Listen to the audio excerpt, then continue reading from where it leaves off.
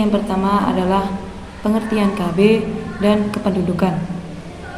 KB atau keluarga berencana secara umum dapat diuraikan yaitu sebagai suatu usaha yang mengatur banyaknya jumlah kelahiran sehingga bagi ibu maupun bayinya dan ayah serta keluarganya atau masyarakat yang bersangkutan tidak akan menimbulkan kerugian sebagai akibat langsung dari kelahiran tersebut.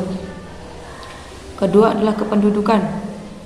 Kependudukan adalah hal ihwal yang berkaitan dengan jumlah, struktur, umur, jenis kelamin, agama, kelahiran, perkawinan, kehamilan, kematian, persebaran, mobilitas, serta kualitas yang ketahanannya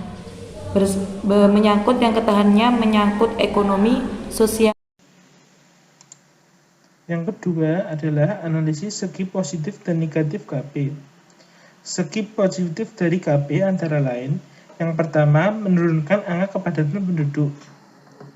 Sumitro Djoho Hadikusumo mengemukakan, semakin tinggi laju pertumbuhan penduduk, maka akan berakibat pada penurunan kualitas hidup di masyarakat. Program KB dapat digunakan untuk menekan laju pertumbuhan penduduk dengan membatasi jumlah anak dalam satu keluarga secara umum, sehingga dapat menunda masa perkawinan serta dapat mengurangi jumlah angka kelahiran yang tinggi. Yang kedua adalah mengatasi masalah kesehatan reproduksi. Apabila seorang ibu terlalu sering melahirkan, maka dapat menyebabkan munculnya gangguan kesehatan reproduksi, seperti pendarahan, munculnya penyakit pada rahim, dan kesehatan anak akan terganggu.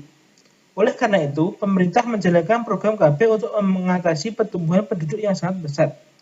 Dengan berkurangnya jumlah ibu yang melahirkan per tahunnya, maka kesehatan reproduksi ibu akan lebih terjaga. Yang ketiga adalah memberikan dampak positif terhadap ekonomi keluarga. Keluarga yang memiliki satu atau dua anak lebih memungkinkan untuk memberikan kebutuhan sandang, pangan, dan pendidikan yang cukup. Dikarenakan keluarga yang memiliki satu atau dua anak, fokus keuangannya lebih sedikit dibanding keluarga yang memiliki 3 anak atau lebih. Sehingga secara tidak langsung, dengan melakukan perencanaan matang dalam kehamilan, maka keluarga tersebut juga melakukan perencanaan cash flow atau pengeluaran. Adapun segi negatif yang dapat ditimbulkan oleh KB, yang pertama adalah timbulnya gejala pusing dan mual. Pusing dan mual merupakan efek yang paling umum dari penggunaan alat kontrasepsi. Hal ini tentu dapat mengganggu aktivitas, sehingga para ibu dituntut untuk pandai-pandai dalam memilih alat kontrasepsi yang tepat. Yang kedua adalah siklus haid menjadi tidak teratur atau bahkan tidak mengalami haid. KB suntik bekerja dengan mengandalkan rendi rahim sehingga sulit ditembus oleh sperma untuk pembuahan. Jenis alat kontrasepsi ini juga mencegah sel telur menempel ke dinding rahim, sehingga proses kehamilan bisa dicegah. Akan tetapi, kekurangan dari KB suntik ini adalah siklus haid menjadi tidak teratur atau bahkan tidak mengalami haid selama beberapa bulan saat pemakaian atau berhenti melakukan KB suntik. Yang ketiga adalah menurunkan gairah seksual. Penggunaan alat kontrasepsi ini juga dapat menurunkan gairah seksual para wanita. Apabila hal ini terjadi, maka pemakai alat KB bisa berganti alat sehingga hormon pemakai bisa kembali normal, atau apabila belum berhasil, maka hendaknya dikonsultasikan kepada dokter. Selanjutnya, mengkritisi program KB dan kependudukan. Konsep keluarga berencana telah banyak dikemukakan oleh para ahli. Menurut Artanto, keluarga berencana adalah tindakan yang membantu individu atau pasangan suami istri untuk mendapatkan objek tertentu, yaitu yang pertama, menghindari kelahiran yang tidak diinginkan. Yang kedua, mendapat kelahiran yang diinginkan. Yang ketiga, mengatur interval di antara kehamilan. Yang keempat, menentukan jumlah anak dalam keluarga. Program KB atau keluarga berencana adalah upaya pemerintah dalam mengatasi permasalahan pengendalian laju pertumbuhan penduduk yang meningkat tajam. Di sisi lain, program-program pemerintah ini juga bertujuan untuk menekankan garis kemiskinan masyarakat. Upaya program tersebut telah tertuang di RPJMN 2004-2009, yaitu dengan memberikan prioritas kepada kelompok masyarakat miskin tersebut dengan cara menurunkan angka kelahiran melalui keluarga berencana nasional. Keluarga berencana adalah suatu program sosial dasar yang sangat penting, artinya bagi kemajuan suatu daerah. Program ini memberikan kontribusi yang besar bagi pembangunan sumber daya manusia atau SDM di masa kini dan yang akan datang. Dalam dasawarsa terakhir ini telah banyak usaha yang dilakukan untuk dapat menselaraskan antara program keluarga berencana dengan kesehatan reproduksi sesuai dengan tuntunan masyarakat dan perkembangan zaman. Maka, dalam konteks Indonesia, suatu kebijakan atau program yang dicanangkan negara besar potensinya untuk menyedot observasi positif dan partisipasif aktif dari masyarakat jika didukung dan dijustifikasikan dengan doktrin Islam.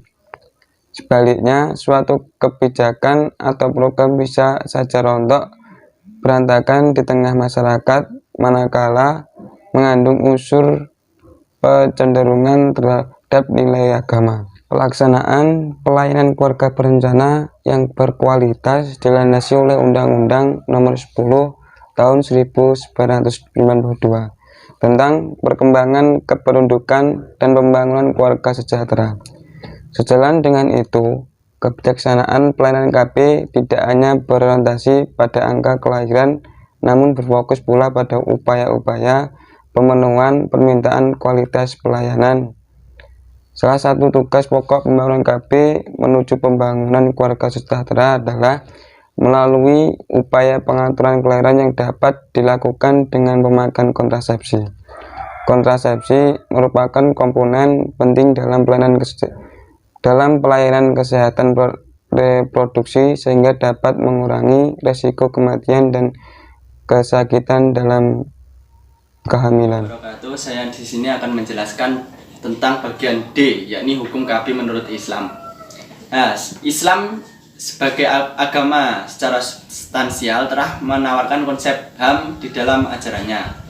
Imam Al-Ghazali merumuskan bahwa ada 5 hal hak dasar yang melekat dalam diri manusia yang disebut Al-Kulliyat Al-Khamsah. 5 hak dasar yang meliputi 1.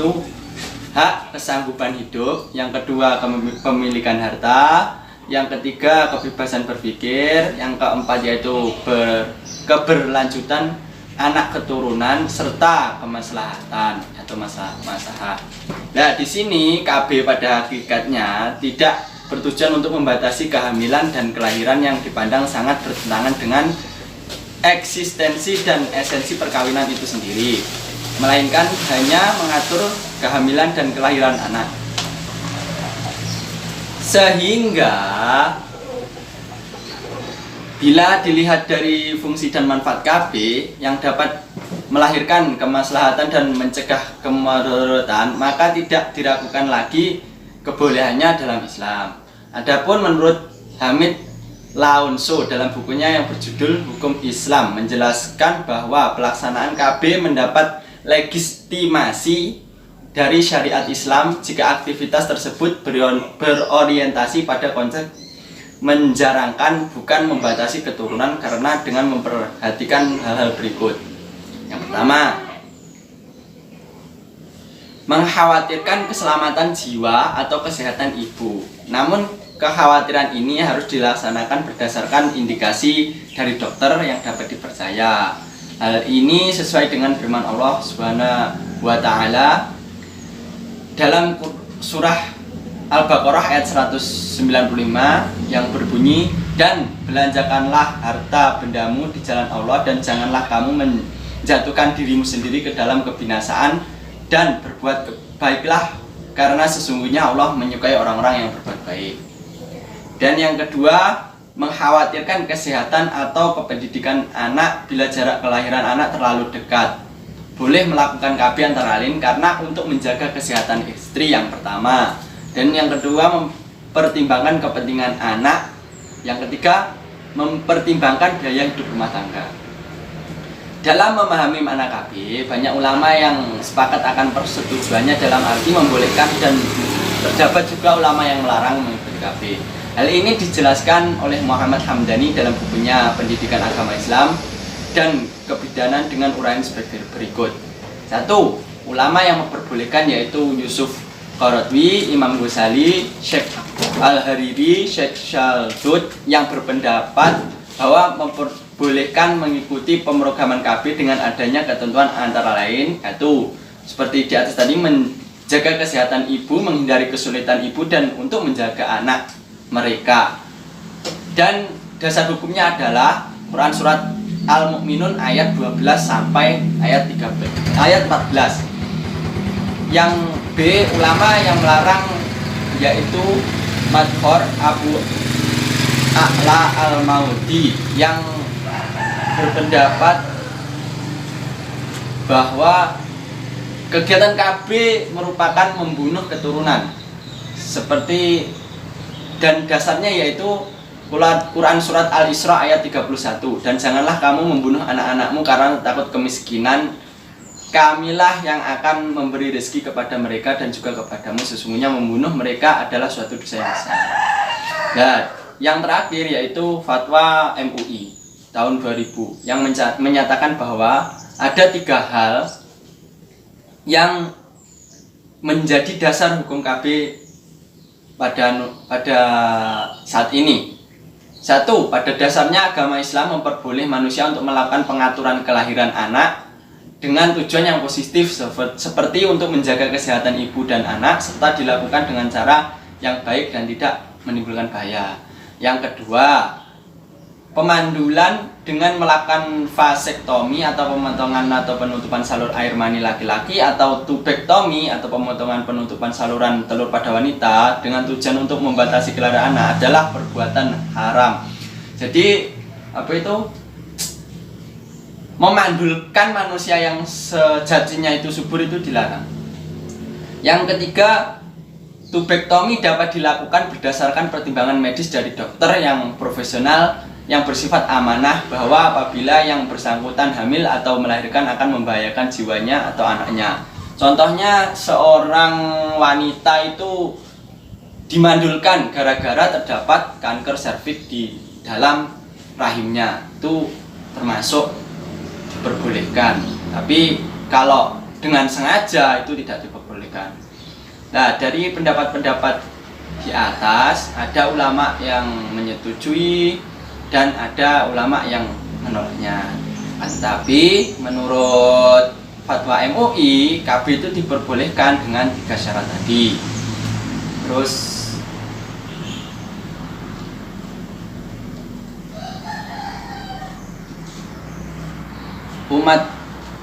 kita sebagai umat Islam yang bijak harus pintar memilih mana yang baik dan mana yang buruk. Sebagai penulis, saya mengajak untuk mengikuti fatwa MUI di dalam menghadapi kasus seperti ini, karena itu sudah teruji kebenarannya dan dapat dipertanggungjawabkan insya Allah. Sekian penjelasan dari saya. Assalamualaikum warahmatullahi wabarakatuh.